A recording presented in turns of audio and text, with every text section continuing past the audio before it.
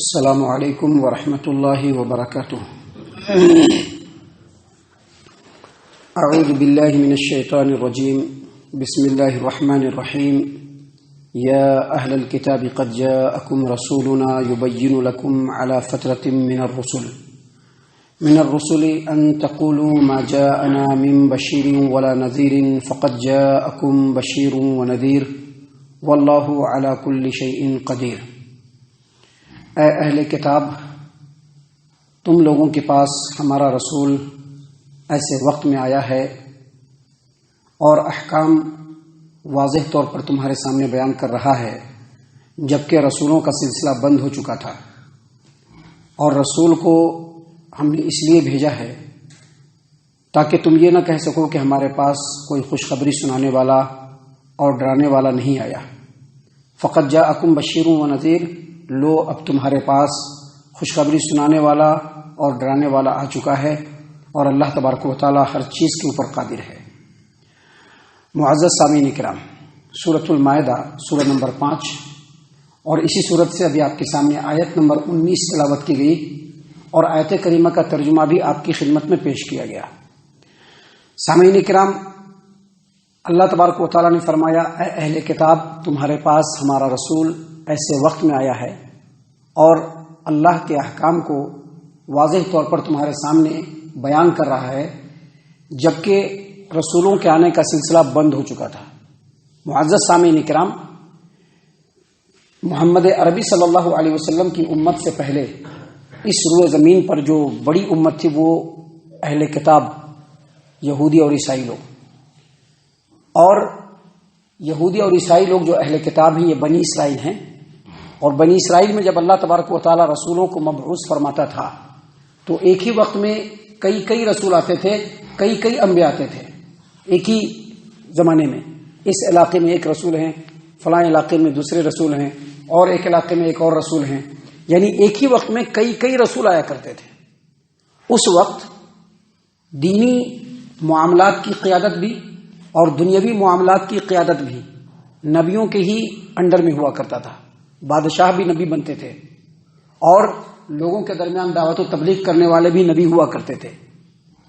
جب سیدنا عیسیٰ علیہ السلام کو اللہ تبارک و تعالیٰ نے بنی اسرائیل کے درمیان نبی بنا کر کے مبعوث کیا، اور جب ان کا وقت مکمل ہو گیا اور جب اللہ تبارک و تعالیٰ نے ان کو اٹھا لیا، تو اس کے بعد تقریباً 600 سالوں تک کوئی نبی نہیں آیا۔ یہ جو بیچ کا جو زمانہ ہے اس کو کہتے ہیں فترت، زمانہ فترت۔ اللہ تبارک و تعالیٰ نے یہاں پر اسی بات کو بیان فرمایا۔ اللہ نے کیا فرمایا؟ یا اہل الکتاب، اے اہل کتاب، قد جاءکم رسولنا، ہمارا رسول تمہارے پاس اس وقت میں آیا ہے، یبین لکم، اور تمہارے سامنے اللہ کے احکام کو واضح طور پر بیان کر رہا ہے، علی فترۃ من الرسل، کیسے وقت میں؟ جبکہ رسولوں کے آنے کا سلسلہ بند ہو چکا تھا۔ سامعین کرام، اللہ تبارک و تعالیٰ نے رسول کو کیوں بھیجا؟ اللہ نے فرمایا، ان تقولوا ما جاءنا من بشیر ولا نذیر، رسول کو اس لیے بھیجا تاکہ تم یہ نہ کہو کہ ہمارے پاس کوئی خوشخبری سنانے والا اور کوئی ڈرانے والا نہیں آیا۔ سامعین کرام، جب سیدنا عیسیٰ علیہ السلام چلے گئے اس روئے زمین سے، اللہ نے اٹھا لیا ان کو، اور اس کے بعد 600 سالوں کا زمانہ جب مکمل ہوا تو اس کے بعد اللہ تبارک و تعالیٰ نے محمد عربی صلی اللہ علیہ وسلم کو اس روئے زمین پر نبی بنا کر کے بھیجا۔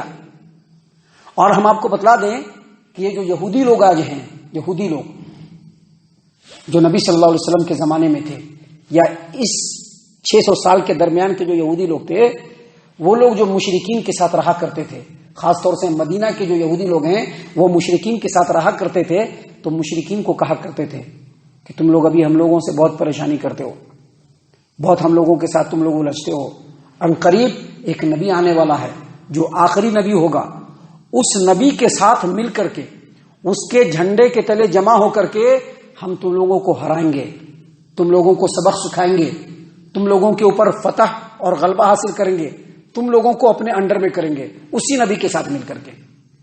لیکن جب اللہ تبارک و تعالیٰ نے پیارے رسول صلی اللہ علیہ وسلم کو نبی بنا کر کے بھیجا تو یہودیوں نے اپنے کتاب کے اندر نبی صلی اللہ علیہ وسلم کی جتنی بھی صفات تھی ان تمام صفات کو دیکھا اور دیکھ کر کے نبی صلی اللہ علیہ وسلم کو پہچان لیا اور پہچاننے کے باوجود انکار کر دیا.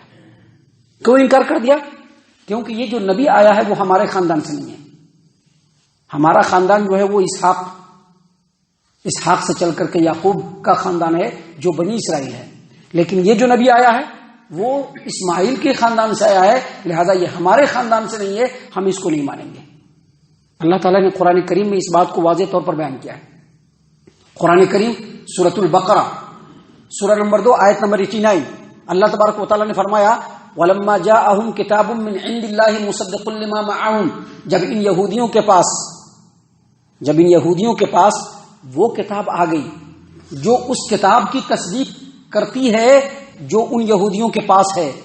وَكَانُوا مِن قَبْلُ يَسْتَفْتِحُونَ عَلَى الَّذِينَ كَفَرُوا، حالانکہ اس کتاب کے آنے سے پہلے، اس رسول کے آنے سے پہلے یہی یہودی لوگ مشرکین کے مقابلے میں اس آنے والے نبی کو ذریعہ بنا کر کے اللہ تبارک و تعالیٰ سے فتح و نصرت کی دعا مانگتے تھے کہ اللہ اس نبی کو جلدی بھیج دے تاکہ ہم ان مشرکین کے اوپر غلبہ حاصل کر لیں. فلما جاءہم، لیکن جب وہ نبی آ گیا، ما عرفوا کفروا بھی، نبی کو پہچاننے کے باوجود ان لوگوں نے نبی کا انکار کر دیا. اللہ نے فرمایا فلعنت اللہ علی الکافرین، کافروں پر اللہ تبارک و تعالیٰ کی لعنت ہے. تو اللہ تبارک و تعالیٰ نے یہاں پر اسی بات کو بیان کیا یہودیوں کو کہ چونکہ وہ ماننے کے باوجود، نبی صلی اللہ علیہ وسلم کو پہچاننے کے باوجود نبی صلی اللہ علیہ وسلم کا انکار کیا، تو اللہ تبارک و تعالیٰ نے کہا کہ دیکھو ہم نے رسول اس لیے بھیجا ہے ان تقولوا ما جاءنا من بشیر ولا نذیر، کہ تم یہ نہ کہو کہ ہمارے پاس کوئی ڈرانے والا اور کوئی خوشخبری سنانے والا نہیں آیا. ہم نے نبی صلی اللہ علیہ وسلم کو بھیج دیا ہے، ان کے ساتھ کتاب کو بھیج دیا ہے، ان کے ساتھ مکمل تعلیمات کو بھیج دیا ہے، پورے نظام کو بھیج دیا ہے.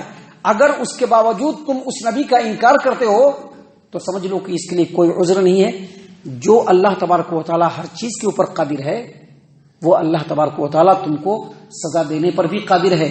اللہ نے اسی بات کو یہاں پر بیان فرمایا کہ فقط جاءکم بشیر و نذیر، تمہارے پاس خوشخبری سنانے والا اور ڈرانے والا آ چکا ہے، اور اگر اب تم نہیں مانو گے تو اللہ تبارک و تعالیٰ تم کو عذاب دینے پر بالکل قادر ہے.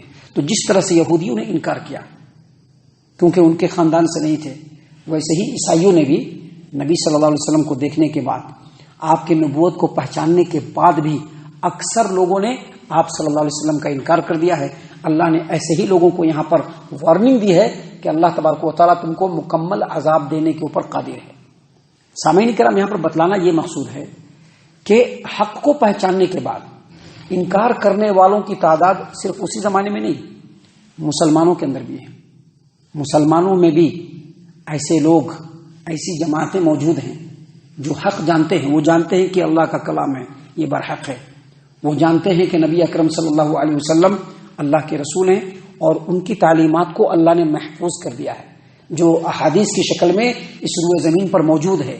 لیکن اس کے باوجود، حق کو پہچان لینے کے باوجود، وہ لوگ دنیاوی مفاد کی خاطر اپنے اپنے فکر سے جڑے ہوئے ہیں. جو ان کی فکر ہے اس سے چمٹے ہوئے ہیں، اور جو خاص طور سے علماء ہیں وہ اپنی فکر سے چمٹے ہوئے ہیں، جن کو دیکھ کر کے عوام بھی ان کے پیچھے گمراہی کے راستے پر چل رہے ہیں.